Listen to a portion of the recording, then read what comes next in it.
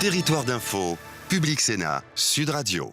Luc Carvounas, la polémique qui dure avec les armées. On a un témoin de choix avec vous ce matin. Vous êtes membre de la commission Défense et Forces armées à l'Assemblée nationale. Vous étiez donc présent à l'occasion de l'audition du général Pierre de Villiers, le chef d'état-major des armées. Il y a eu des mots forts. Y a-t-il eu manque de respect à l'égard du président de la République? Vous y étiez. Qu'est-ce que c'est que cette histoire qui est en train d'être inventée pour les enfants? Il y a le sujet de la polémique au travers de la diminution de 850 millions d'euros du budget des armées. Ça, c'est un débat politique. Mais moi, je veux porter le débat sur l'aspect institutionnel. En fait, on a quoi? On a le chef d'état-major des armées qui se rend où? À la commission de défense de l'Assemblée nationale, qui est une des commissions permanentes, dans un huis clos avec qui?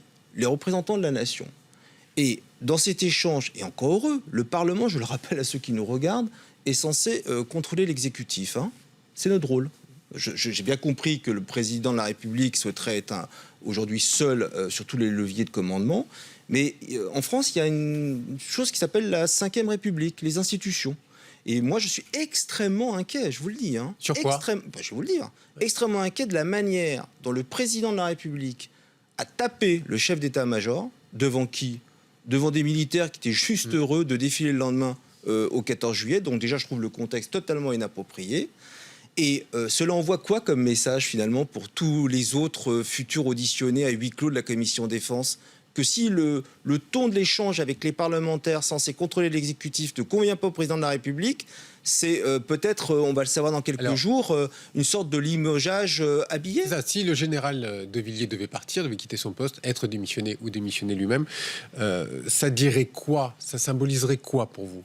Ça symboliserait tout d'abord qu'il y a donc une discorde entre le chef d'état-major et le chef des armées. Bon, voilà. Ouais. Sauf que là, je vois pas en quoi le SEMA a franchi la ligne rouge. Ça traduirait un comportement despotique de la part d'Emmanuel Macron? Je peux pas me permettre de parler en ces termes-là du président de la République. Je suis, pour le coup, je suis en train de parler de nos institutions, très alertes sur leur fonctionnement et leur respect aux institutions. Le 13 juillet, il disait « Je suis votre chef ». C'est la Constitution, il est le chef des armées. Mais est-ce que c'était opportun? Moi, je vous l'ai dit, c'était inopportun de le faire dans ce contexte-là, avec des militaires, encore une fois, heureux d'aller défiler pour le 14 juillet. Ils avaient certainement invité leur famille. Sur le ton, vous l'avez trouvé, ça vous a choqué sur le moment? Mais ou non, pas? mais le chef d'état-major, je l'avais déjà auditionné quand j'étais ici, dans cette belle chambre qu'est le Sénat, membre de la commission défense et affaires étrangères. Il a son franc-parler, et encore une fois, il est dans un cénacle où il est de notre droit et de notre responsabilité de parler de manière aussi ouverte avec ceux que nous auditionnons. C'est la commission permanente de l'Assemblée nationale dont on est en train de parler. Et moi, ce que je suis en train de voir, encore une fois, je vais le redire, c'est un président de la République qui, lorsqu'il n'est pas content de ce qui se dit à huis clos, dans ces cas-là, moi, je vais demander à ce que les futures commissions défense et les auditions se fassent publiquement. Oui. Puisque quand c'est à huis clos, on se fait taper dessus, voire même demain, on se fait limoger. Ça en dit long sur la verticalité, mais ça en dit long aussi sur le fonctionnement des institutions telles que vécues par celui qui est censé en être le garant. Hein. Et on n'est qu'au début du mandat. Alors, Luc Carvounas, la conférence des territoires hier, le chef de l'État demande des efforts et des économies. Les collectivités locales devront réduire leurs dépenses de 13 milliards. Maintenant, c'est 13 milliards, c'est plus 10 milliards d'ici 2022. Donc 3 milliards de plus que prévu. Où est-ce que vous allez faire des économies? Vous savez, ce sont des sommes tellement importantes que pour celles et ceux qui nous regardent, 10 milliards, 13 milliards... Après tout, c'est des... Les 3 milliards en plus, c'est pour compenser d'ailleurs le manque à gagner de la taxe d'habitation, c'est ça? Oui, en fait, 3 milliards en plus pour nous, les collectivités territoriales, c'est le zig et le zag entre Édouard Philippe, son discours de politique générale, et le président de la République, qui finalement s'est rendu compte que c'était pas forcément le plus opportun de faire une reculade. Donc il l'a imposé, mais il l'a imposé en disant aux collectivités territoriales, mon choix politique, c'est vous qui allez le supporter. Passer en quelques jours de 10 à 13 milliards, quand sur le dernier quinquennat, c'était 11 milliards. Parlons concrètement. Concrètement, une ville comme Alfortville, nous avons fait 7 millions d'euros d'économies dans le précédent quinquennat. On nous demande de continuer. Moi, j'ai un président de la République qui dit à la conférence des territoires, je n'y étais pas, il faut que vous fassissiez des efforts. Mais nous, les maires, nous les avons fait, les efforts. Mais ça veut dire on ferme des crèches, on ferme des maisons de retraite. Moi, cela fait 2 ans de consécutifs où la masse salariale a diminué de 2%. Le paradoxe, c'est quand vous êtes un maire qui n'augmente pas les impôts locaux, ce que je fais depuis 5 ans. Quand vous êtes un maire qui investit près de 20 millions d'euros par an depuis 4 ans. Qu'est-ce qui se passe ? Vous avez les magistrats de la Cour des comptes qui vient faire son audit, qui vous tape sur les doigts en disant 1, vous devriez augmenter les impôts parce que ça vous donnerait des recettes. 2, vous investissez trop sur l'avenir pour votre ville parce que vous endettez les habitants. Luc Arounas, fort de là. ce que vous dites Oui. Sur la méthode et sur le fait qu'en plus, on fait maintenant appel à la CSG pour financer le manque à gagner de la taxe d'habitation. Qu'est-ce que vous pensez de ce montage C'est financier ? incompréhensible. D'abord parce que quand on reçoit sa feuille d'impôt, au moins on sait à qui on doit quoi en termes de services publics. Je pense qu'envoyer comme message à 20% des contribuables que c'est à eux de supporter toutes les dépenses d'une collectivité, ce n'est pas un bon signal au sens de l'égalité telle que moi je la conçois. Puis pardon de vous le dire, moi j'ai hier, pour ce que j'en ai entendu, j'ai vu un président de la République qui a une méconnaissance du fonctionnement des territoires, qui a une vision de Pourquoi ? Parce qu'il n'a jamais été élu local, c'est pour ça ? Certainement, ça doit enlever une part de sa sensibilité. Mais la vision du kaléidoscope en disant au village, la problématique de la désertification médicale ou du haut débit, aux villes moyennes comme moi, la problématique des centres-villes, aux métropoles, la problématique des mobilités. Mais attendez, vous croyez qu'une ville comme Alfortville, à 3 km de Paris, coche pas toutes ces cases ? Et sur l'idée non, mais c'est important ce que je vous dis là. Oui. C'est une vision morcelée du territoire national. Sur l'idée même de réduire le nombre d'élus locaux, Emmanuel Macron a dit trop de fonctionnaires du circulaire, pas assez sur le terrain. C'est très insultant. En tout cas, maintenant, les fonctionnaires vont commencer à être habitués à cette nouvelle gouvernance. On leur a déjà annoncé le gel du point d'indice de manière autoritaire, donc pas d'augmentation pour eux.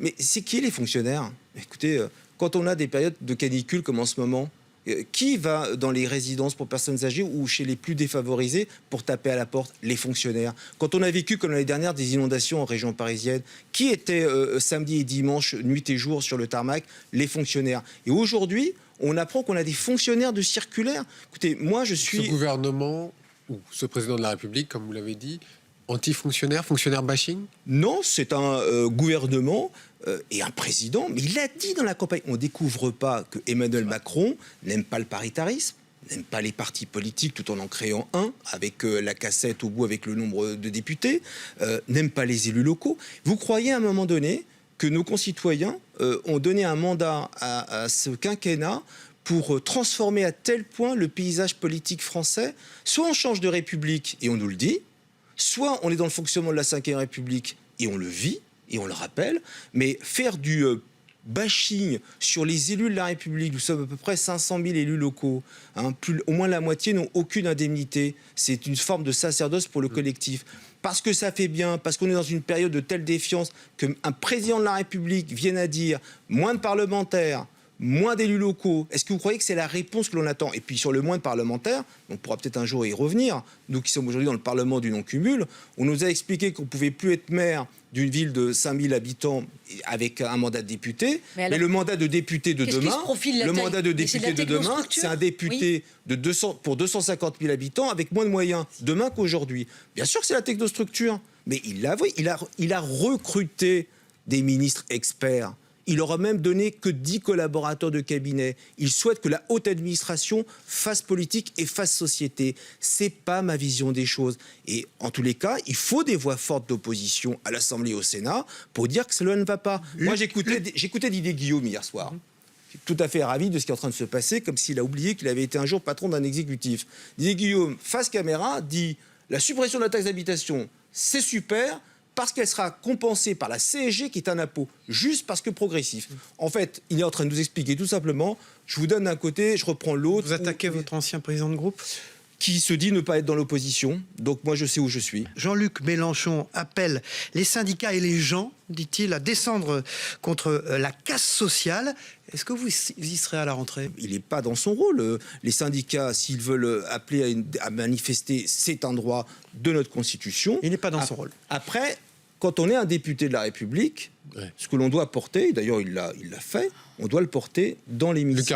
On ne doit pas appeler à une forme de révolution, mais ça ne m'étonne pas. C'est la gauche radicale, Jean-Luc Mélenchon. Moi, je suis la gauche tout court. Et donc, appeler à faire une forme de révolution par la rue, ce n'est pas ma conception de la démocratie. Peu de temps pour parler de votre parti, le Parti socialiste. Installation de la nouvelle direction hier soir. Et vous allez baisser votre dotation de 25 à 7 millions d'euros à cause des élections. Est-ce que c'est la purge qui commence au parti ? Non, c'est un moment qui est forcément difficile. Mais moi, vous voyez... Est-ce que vous êtes de ceux qui veulent vendre le siège du PS rue de Solferino ? La question, elle ne se pose pas comme ça. D'abord, avant de prendre des décisions péremptoires, il faudra qu'on regarde dépenses-recettes. Voilà, moi, je suis patron d'un exécutif, encore pour quelques jours. Quand je fais des choix d'arbitrage politique sur de l'immobilier, c'est sur quel principe ? Pour le moment, la question, elle ne se pose pas. Est-ce que c'est pas le temps de tout changer, y compris le nom ?